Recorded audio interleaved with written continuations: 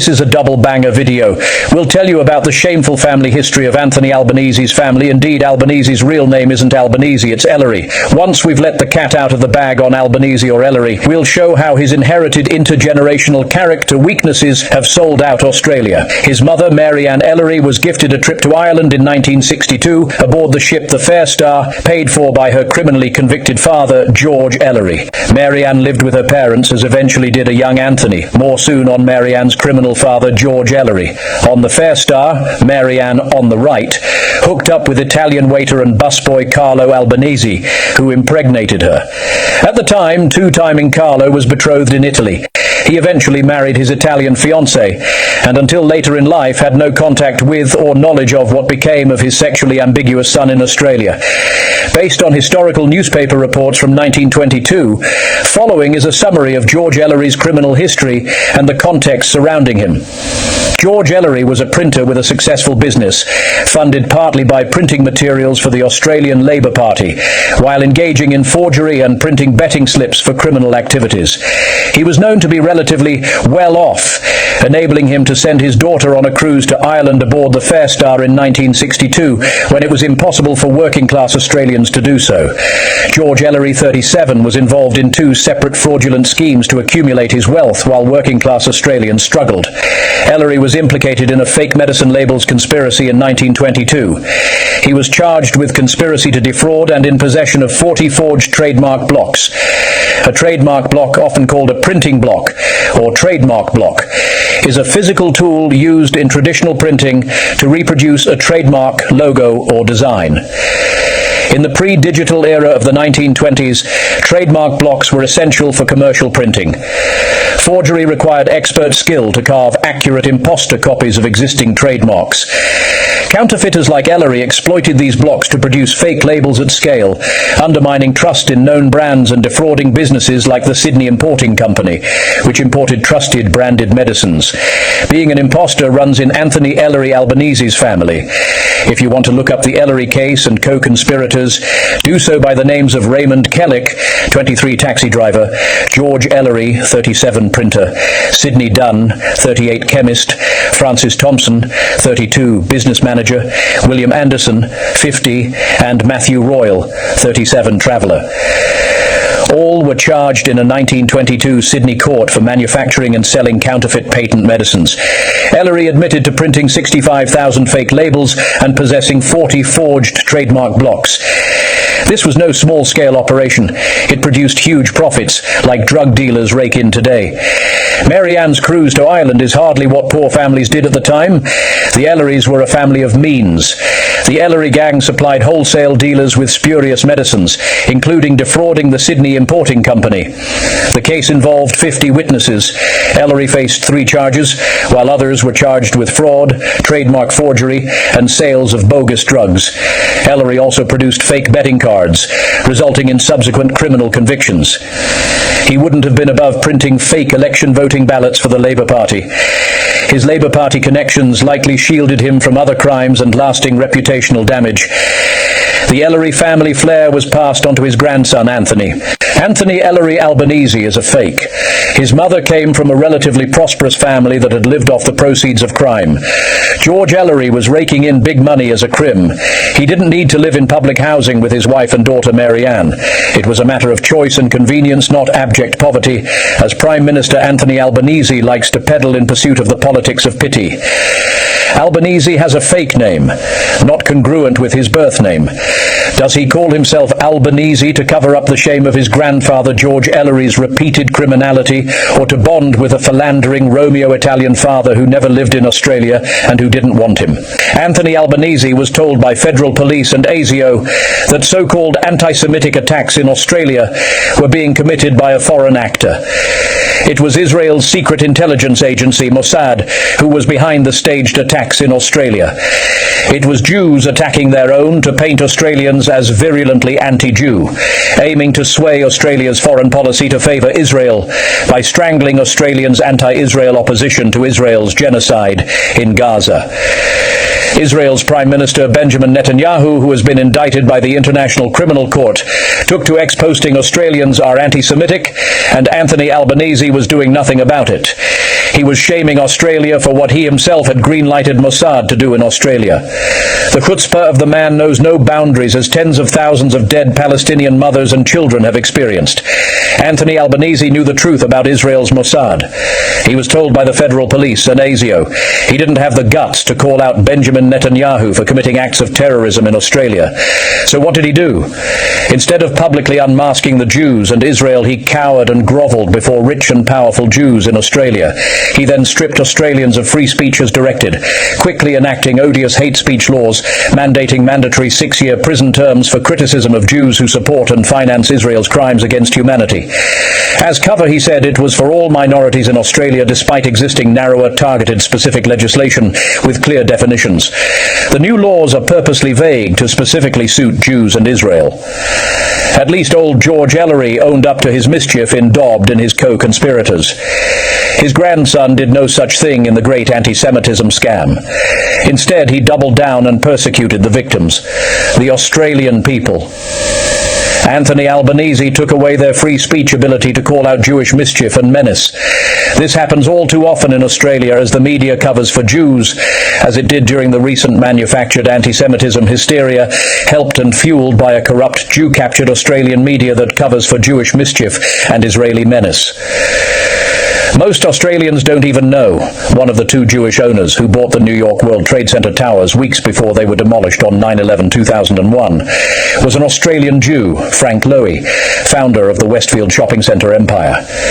He and his New York Jew partner, Larry Silverstein, cleaned up with a $4.5 billion insurance payout on asbestos-riddled buildings brought down in a Mossad masterminded operation executed by American domestic agencies to justify the wars against terror abroad, to benefit Israel and the American military-industrial complex, to profit from the wars, and to run down old weapons stockpiles and test existing new weapons and develop new deadly technology raking in billions.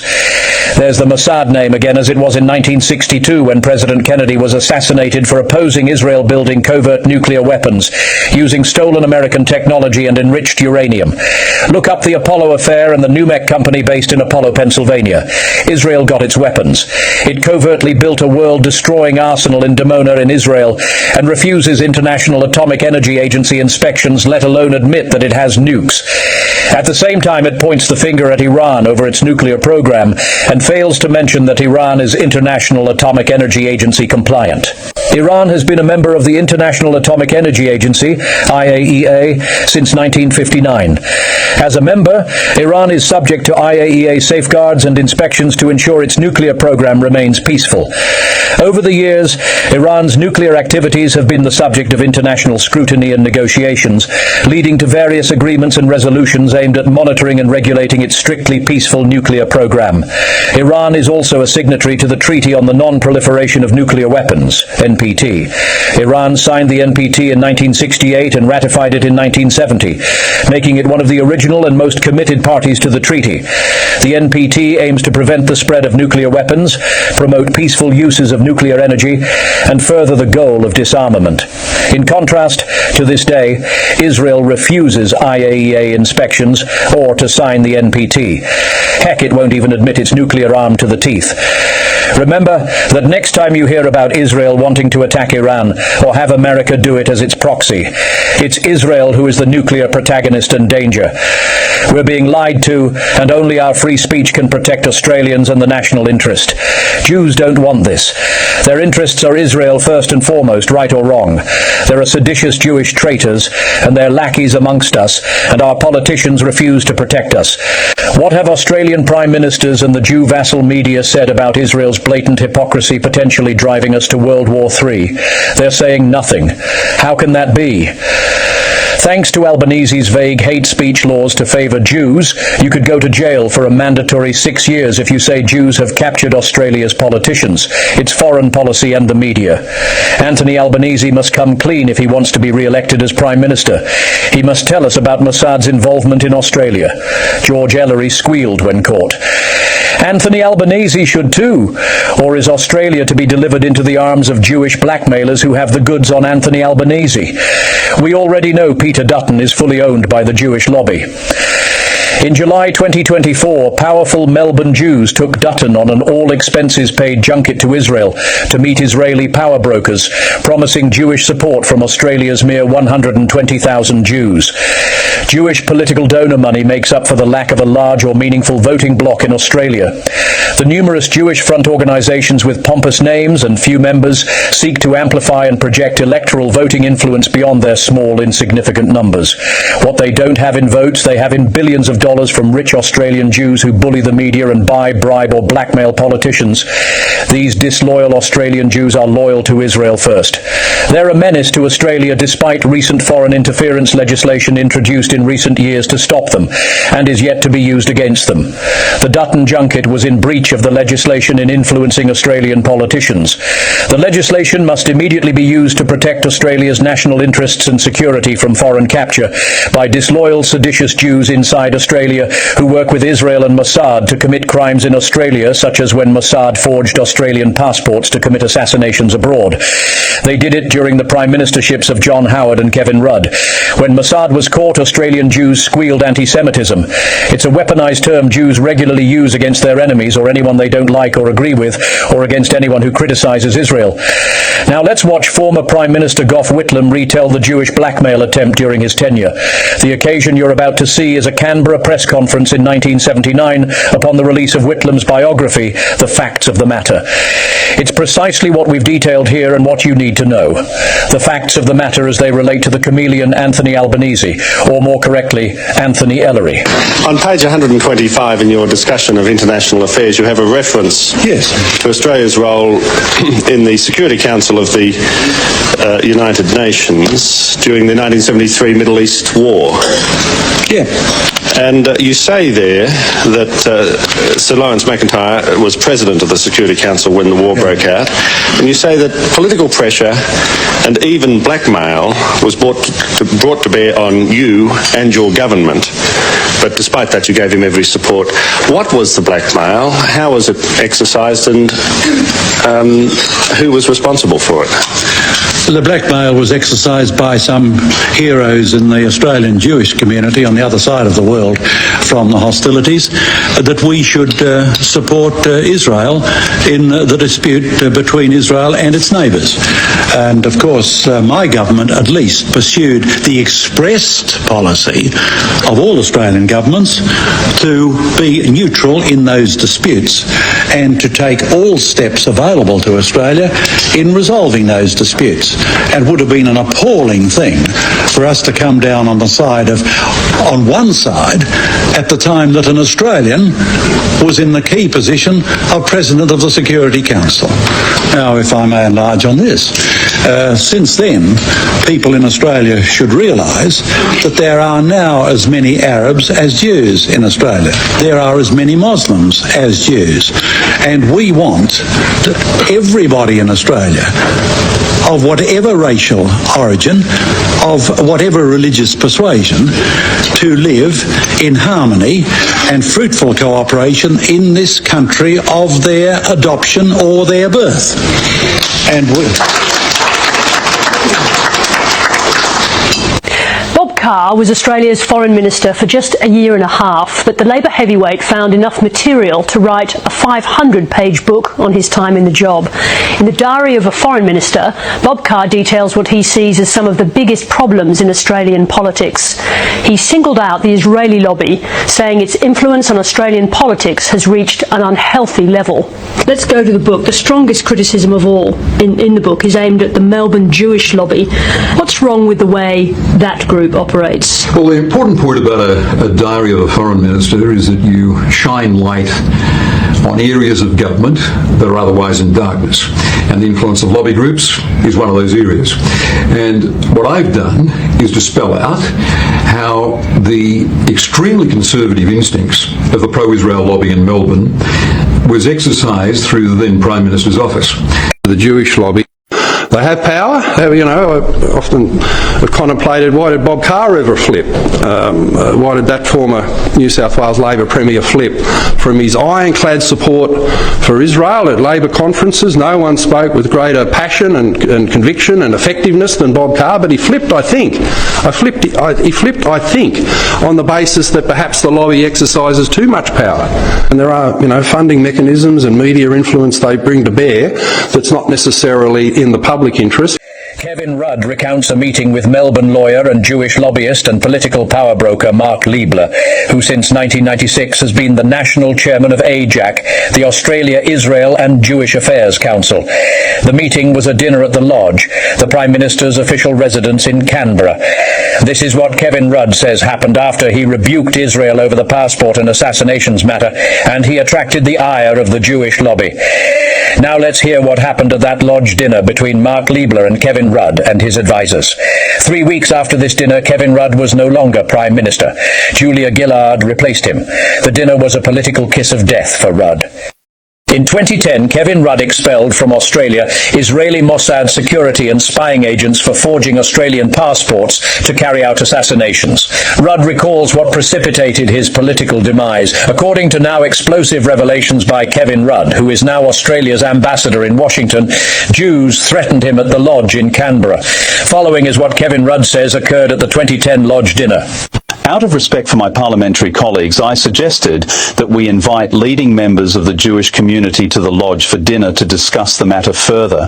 The dinner was held on the 3rd of June, and I remember the evening well. I sat there politely as Mark Liebler berated me for having committed such a hostile act. I found this remarkable, as I had been a strong defender of the State of Israel from the earliest days of my diplomatic career, and had always been a vigorous campaigner against all forms of anti-Semitism, and for Liebler to attack the democratically elected Prime Minister of his country as he sought to argue the interests of another country was beyond the pale. You do realize that this is Israel's second offense? I said. What do you mean? He asked. They did exactly the same under Howard, got a gentle rap over the knuckles, and promised never to do it again. Liebler looked stunned. I don't believe you. Then why don't you sit down with the head of Foreign Affairs, who is the former head of ASIO, and I'll authorize him to brief you on exactly what has happened here. I countered. I think you'll find that our response to Israel's actions has been entirely reasonable under the circumstances. Liebler still stared at me in disbelief. And then disbelief turned to anger. Apropos of nothing, he said, Julia is looking very good in the public eye these days, Prime Minister. She's performing very strongly. She's a great friend of Israel, but you shouldn't be anxious about her, should you, Prime Minister? Liebler's sinister Julia Gillard remark was at best an astute observation, and at worst it was a threat, which we all now know came true when Julia Gillard deposed Rudd for the Prime Ministership.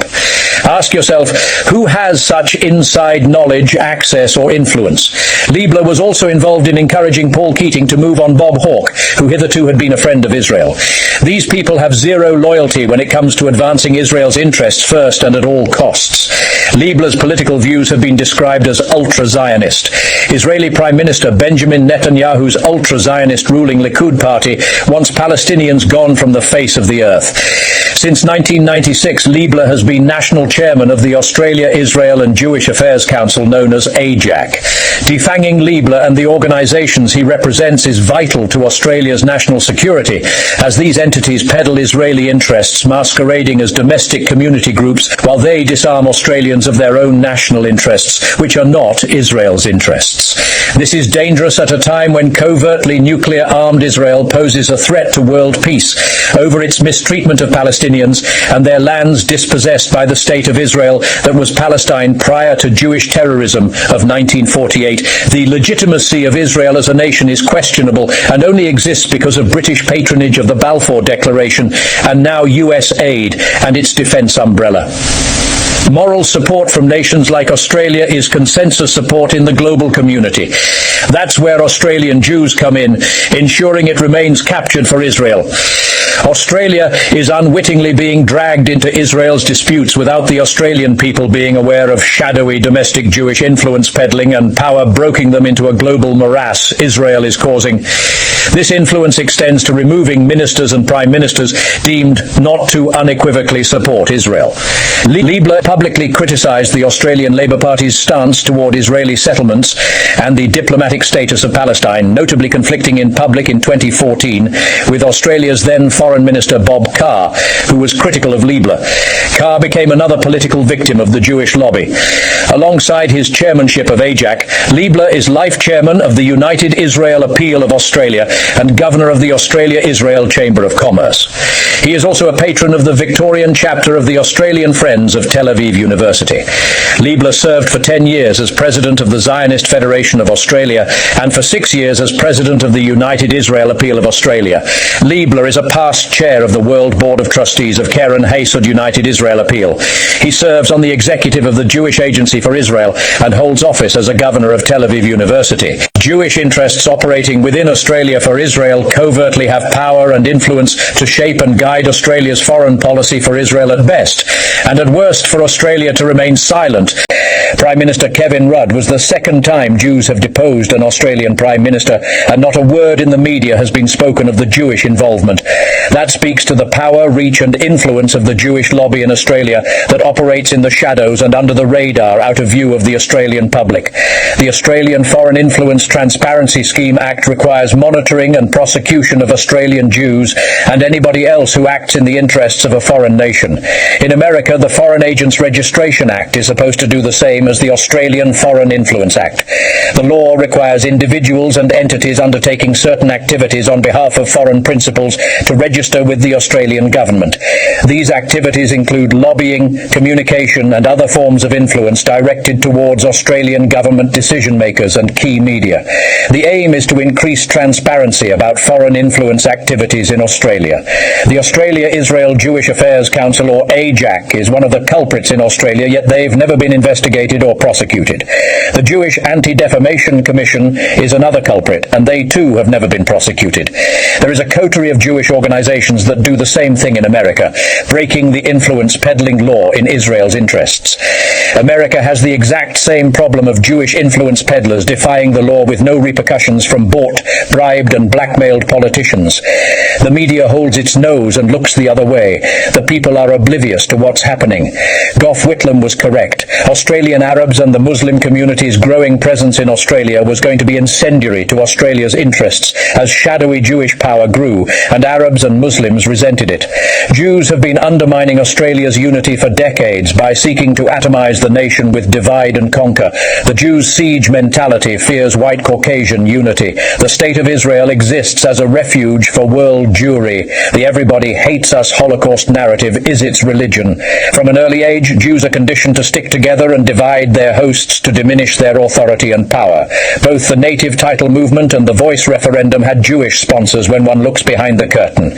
Divide, conquer and weaken white Australia is the motive using the cover of social justice. Gough Whitlam saw through the mischief. He saw the future if Australia was captured and divided. He warned Australia. That warning must be heeded today. The consequences of that warning are precisely what we're seeing today, with Jewish lobby groups playing victims, playing up the anti-Semitism canard and controlling media narratives with their grievances, while executing spurious incidences of persecution to reinforce and prove their claims. You've seen them spray painting Jewish occupied properties and claim it's evidence of anti-Semitism. Australians are now awakening to the ruse and Jewish mischief and menace. Jews must not be allowed to hijack the domestic policy process through blackmail and influence peddling by well-known Jewish mischief-maker power brokers. Australia's sovereignty and independence is at stake. It's the same for America. Spread what you now know to friends, colleagues and family to make the invisible visible. Only then can something be done about the Jewish menace in our midst and undermining of Australian sovereignty by a clique of rich, connected and organised, seditious, treacherous traitors masquerading as seemingly integrated Australians who in fact never integrate and are loyal to Israel first. They're so loyal to Israel that they'll overthrow elected prime ministers in Israel's interests. No doubt they'd even use forged Australian passports to assassinate Australian leaders if they thought they could get away with it, as they've done abroad.